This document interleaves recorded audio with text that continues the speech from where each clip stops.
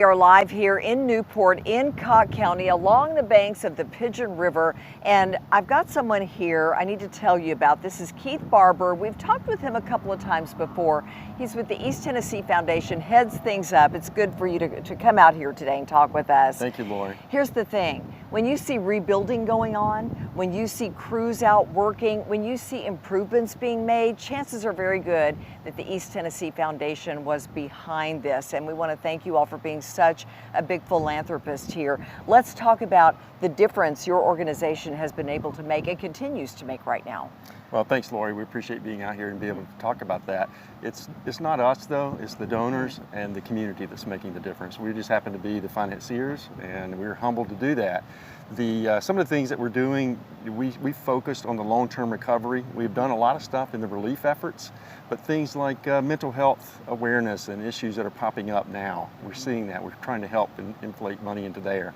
The ongoing construction and reconstruction needs, the river cleanup that continues, and agricultural recognition and agricultural restoration.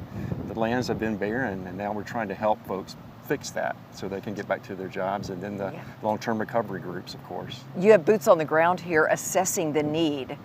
How much in grant money have you been able to give out so far?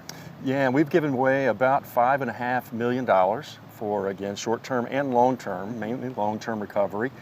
We do have volunteers here throughout the disaster recovery areas, both on our staff and volunteers who are working behind the scenes in our affiliated funds in these counties.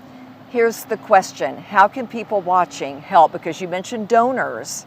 How can they help? And I think we have a QR code to show you on ways you can hit that QR code and make a difference. Yeah, Lori, we have to have that. Without that, we can't exercise what we need to be doing. And donors can look at that QR code or go to our website and make a donation there. But with that's the way they can do it. We have a neighbor-to-neighbor disaster relief fund those funds go directly into, and those are dedicated to this particular natural disaster and the recurrence of it afterwards. Remind everybody of the website. EastTennesseeFoundation.org. Easy to remember. Easy to remember. And you all must know, I've done several stories that you'll see this evening, and one is on a group of Nashville third graders who wanted to help Del Rio Elementary, and you all were instrumental in establishing who would get money that these third graders raised, and other efforts in the area, again, from having people out here assessing the need. That's correct, Lori. We happen to be able to facilitate those kinds of opportunities. So we had someone reached out to us from the Nashville school. We were able to put them in connection with the local school, and then make all that happen through our grant expertise that we pride ourselves on. Thank you for all you do, Keith, and thank you for being with us. We appreciate it.